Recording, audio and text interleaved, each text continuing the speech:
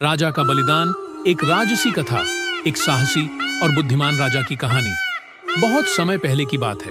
सत्यगर्ह नाम का एक सुंदर और समृद्ध राज्य था।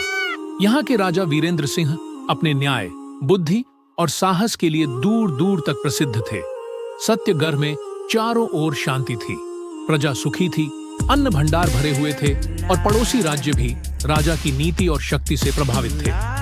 राजा वीरेंद्र सिंह के दो सबसे भरोसेमंद साथी थे। सेनापति अर्जुन, जो बहादुर, निडर और सच्चे दिल का योद्धा था, और मंत्री चाणक्य, जो बुद्धिमान, दूरदर्शी पर बहुत ही चतुर व्यक्ति था।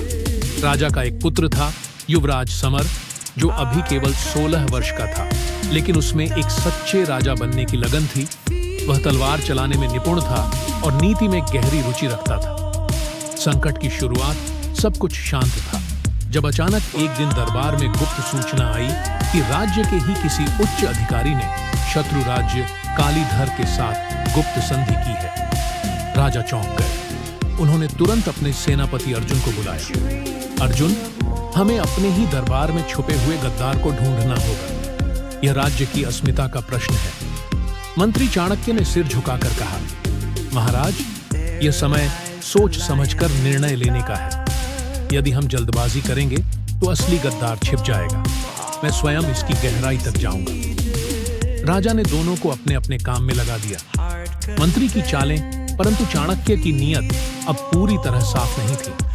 वह चाहता था कि युवराज समर जल्द से जल्द सिंहासन पर बैठे, ताकि वह उसकी कमजोरियों का लाभ उठा सके और स्वयं सत्ता में सबसे शक्तिशाली बन सके। उसने राजा के मन में धीरे धीरे संदेह का बीज बो दिया।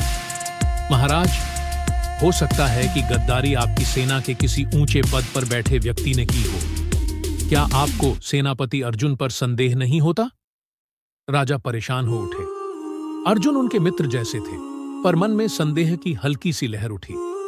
इसी बीच चाणक्य ने युवराज को भड़काना शुरू कर दिया। युवराज, यह समय है जब आप अपने पिता को दिखा सकते हैं कि आप निर्णय लेने में सक्षम हैं। वे अब बूढ़े हो चले हैं। राज्य को आपके जैसे ऊर्जावान नेता की जरूरत है। युवराज का मन विचलित हो गया, पर उसने कुछ नहीं कहा। सत्य की खोज अर्जुन ने छानबीन जारी रखी और जल्द ही उसे पता चला कि गद्दार कोई और नहीं, बल्कि चाणक्य ही था।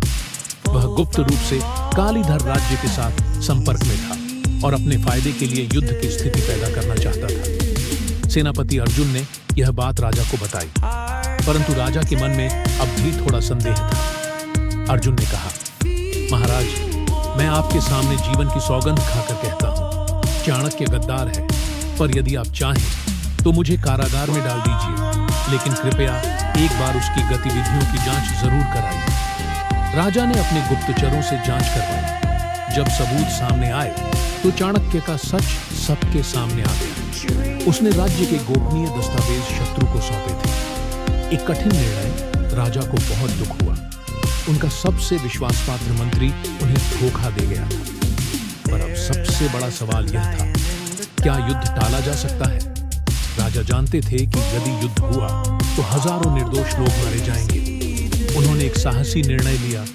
उन्होंने स्वयं कालीधर के राजा से मिलने जाने का निश्चय किया। अर्जुन ने कहा, महाराज, यह जोखिम मत उठाइए, मैं जाऊंगा। पर राजा मुस्कुराए। नहीं अर्जुन, यह राज्य मेरा उत्तरदायित्व है। मैं एक राजा होने से पहले एक सेवक हूं। राजा वीरेंद्र सिंह अकेले ही शत्रु राज्य पहुंचे। उन्होंने कालीधर के राजा के सामने समझदारी से बात की, शांति का प्रस्ताव रखा और चाणक्य के धोखे की पूरी कहानी समझाई। कालीधर का राजा वीरेंद्र सिंह की सच्चाई और साहस से प्रभावित हुआ। उसने युद्ध का इरादा छोड़ दिया। अंत और विरासत। राजा सत्यगर्ह लौटे। राज्य ने उनका स्वागत किया। उन्होंने युवराज समर को राज्य का नया राजा घोषित किया और स्वयं वनवास को चल दिए, ताकि युवराज स्वतंत्र रूप से राज चला सके। उन्होंने जाते समय युवराज से कहा, राज्य करना एक अधिकार नहीं, एक सेवा है। कभी सत्ता के लोभ में सही और गलत का फर्क मत भूलना। राजा वीरेंद्र सिंह की बुद्धिमत्ता, साहस और त्याग ने सत्यगर्ह को एक नई दिशा दी। उनके बलिदान को लोग सदियों तक याद करते रहे। सीख, सच्चा नेतृत्व वह है जो स्वयं की इच्छा का त्याग कर प्रजा के कल्याण को प्राथमिकता देता है। कृपया हमारे इस चैनल को लाइक, शेयर और सब्सक्राइब करें।